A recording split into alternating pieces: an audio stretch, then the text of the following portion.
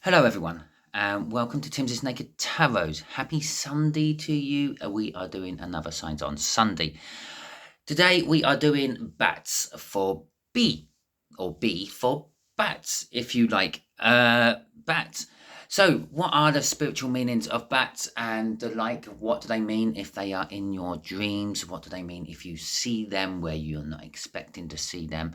And kind of actually just little eye openers, because in a lot of my reads, I tend to tell people that they jump onto the wrong bandwagon. You say something about love coming into you, and they're automatically thinking, oh, I'm getting a new partner. But no, it could be just like the love of a brother or a sister or something like that. Okay, so bats, they come in all shapes and forms. They are on every continent in the world, but not always in a living form. For example, I'm sure you could probably find a baseball bat on the Antarctic somewhere. Okay, so yes, it is not just the flappy, fly around micey bats. It is also cricket bats, baseball bats, any sort of bat you can think of. Now, we will be mainly dealing with the living bats because, well, they've been around longer, mainly. So bats, they have different meanings. They mean different things. And before we go much further, I'd just like to remind you all, interpret these signs as they fit for you. For instance, in the Chinese symbolisms, a bat is something which represents happiness and good luck. Now, if you're not Chinese, then it probably don't mean that for you, okay? But if you're dreaming that you're in China and you see the bat, that could be indicating the bat is a Chinese bat, thus is happy for you, okay? So you have to interpret it the way it fits for you. But they are lots of different species. They eat different things. Some eat fruit, some eat bugs. Hell, some even suck blood and live on that.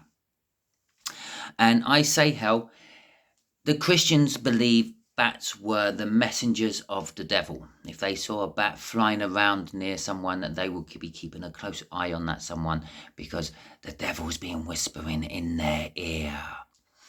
Now, yeah, I kind of belittled it a little bit. I'm not a big believer in religion.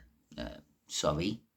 As an organised thing, I think it's corrupt. As a personal thing, where you have faith in something, it is brilliant and it is real. Okay, so as I said, they mean different things to different people in different places in the world. For example, the Native Americans, they saw bats as a indication to be diligent, the imparters of wisdom, and death and rebirth, like the death card in the tarot deck. Okay, and as I've already mentioned, in China, the bats were a symbol of happiness, symbolizes happiness and good fortune. And Christianity, it is the messenger of the devil. I think in ancient Greek times, they may have possibly been the guardians of the underworld, not to be confused with the guardians of the galaxy. So the way you have to translate bats into your symbologies is the fact that you have to take into account what that bat actually means. And how do you see that bat? Now, bats are nocturnal animals. They fly around at night time. They rely on echolocation, which means a lot of times, a lot of interpretations of bats actually boils down to using your intuition. Yeah, bats can't really see where they're going at night time. They're relying on sound and other senses, and it's the same, blind as a bat, because they're not actually blind. They actually have quite good vision in the twilight and the daytime hours for those bats that come out early. But I was getting back to the fact that they're nocturnal. You don't often see bats, and when you do, they're just flying about. Obviously, if you go caving, you will see bats possibly roosting in the cave, and that's where they come get the interpretations of death and rebirth. At nighttime, they've come flying out of the cave, or actually, let's say, in the morning. They fly into the cave and disappear for the day. And then at night time, they come all flying out pretty much all at once. You might get the odd one or two come out first, but then loads of them come flying out. And it's like a celebration of the rebirth of life. Okay? But again, it all depends on how you interpret it, because sometimes bats can be a symbol of fear. For some reason, we have this inherent fear of bats. It might have something to do with the nasty ones what suck blood out of animals, but at the end of the day, animals do what they need to do to survive, don't they? So if you are dreaming of bats, it could be that your subconscious is trying to reveal an aspect of your personality that you have not really taken on board, or you do not believe is there, or even one you are denying. It could be emotional, it could be your desires, it could be anything like that. And as I said, bats also symbolize fear, because we have this inherent fear of bats. It's one of the few things we do have an inherent fear of: bats, drowning, and spiders, which may be what S is in this little series I am doing. But it's also anxiety. So perhaps if you're dreaming of bats, you are anxious about something. And so if you wake up and you remember having a dream about a bat, try to think about where you saw the bat within your dream, what the bat was doing, and things like that. And it could be that you are anxious about a certain thing.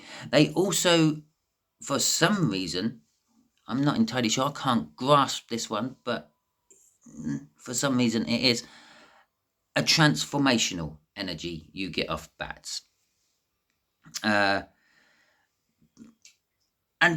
maybe it's because they are nocturnal, okay, and they rely on echolocation more than actual sight or smell, like most other animals do in the animal kingdom.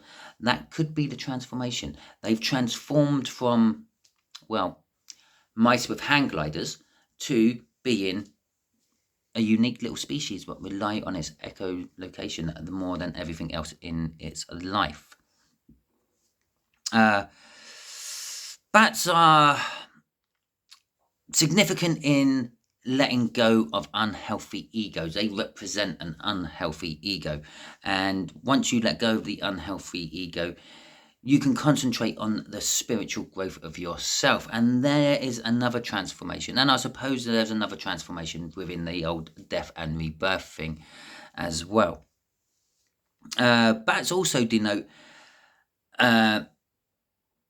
emerging from the cave. It's like coming out of a hermit state. If you have, I don't know, isolated yourself off from the world, where you just want a bit of peace and quiet, you need to contemplate something, you're rethinking your life, however it may be. If you start dreaming about a bat while you're in that sort of state, it's kind of telling you it's time to get back out there. A bat is a very social creature. They roost in big colonies of bats, not just individual bats here and there. And so the message from that would be, get out there, make contacts, make friends, get a network going, commune. What else can we say about bats? In the tarot, bats would be, if you saw, obviously cards have all these pretty images on. Let's find one with a pretty image on. There we go. We have got the Magician card there from my Viking deck. Number 1, and it's the top card of the deck. How ironic was that, hey? Now, if there was a bat in there, or if you saw a shadow what looked like a bat or something like that, and that's what you're being drawn towards, that's telling you that card is kind of trying to tell you about like the death side, the death and renewal side of things, as well as the star, the hopes and the dreams, because for some reason bats are associated to the star card from the tarot as well. So for instance, if you saw a bat in that Magician card anywhere, when you're sort of being focused in on that, it's talking about, well, the death and renewal, and the Magician does that. Hell, the Magician cuts people in half, then puts them back together. It's on about coming out of your shell, okay, and like a magician has to be, what's the right word? I can't think of it. an extrovert. They perform magic. They rely on capturing the audience's attention. So when they need to, they can divert their attention elsewhere. Why they perform the magic makes it happen. Okay, so yeah, I can see how that works. Okay, how far are we up to? 10 minutes. And personally, when I don't often see bats, but when I do see bats, I am fascinated by them. A bit like birds, I could sit there and watch them for hours. Unfortunately, it gets dark too quick, so I can't. And when you start shining the light around, you kind of disturb them and they disappear off elsewhere. But it is amazing how they fly about. And when I see a bat, or if I saw a bat in a dream, I would kind of be interpreting that as the agility and the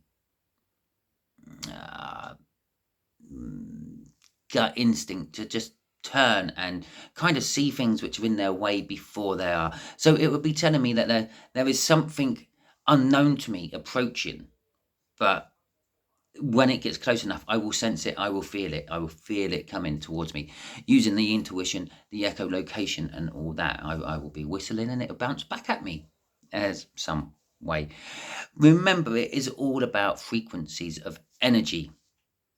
Okay, and every living thing gives out a frequency of energy, and even unliving things. For instance, crystals,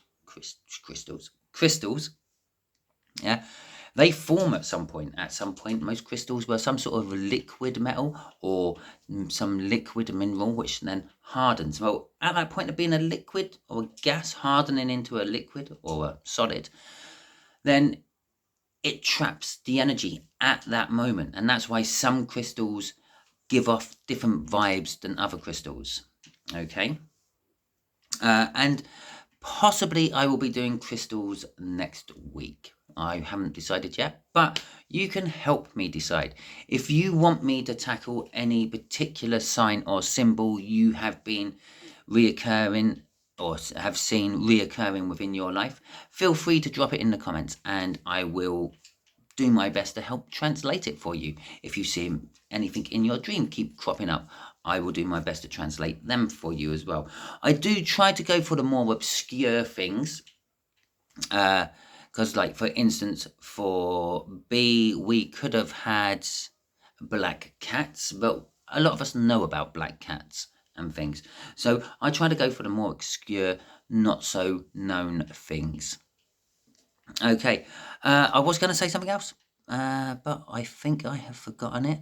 So, no, I'm sure I was going to say something else about bats, but no, can't think of it. So, okay, I think that's where I will wrap this one up for today. It's a little short one for you. It's not going to take up too much of your time. I'll just quickly like to say thank you for watching.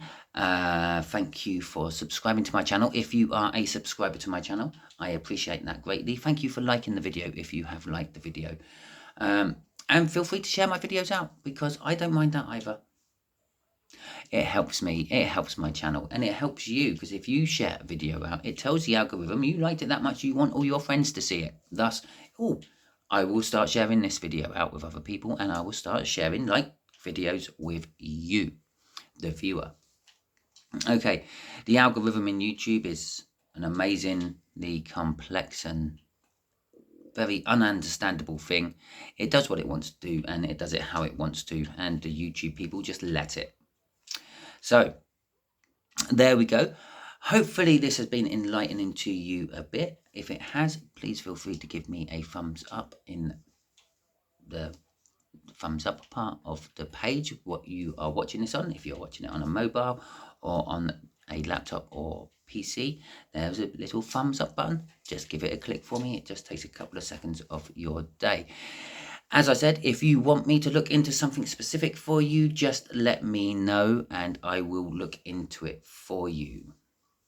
Thank you very much. I hope you all have a wonderful week and I will catch you all on my semi-live, because this is going out as a premiere. It's not an actual live, because I don't think I have enough of a fan base to do lives.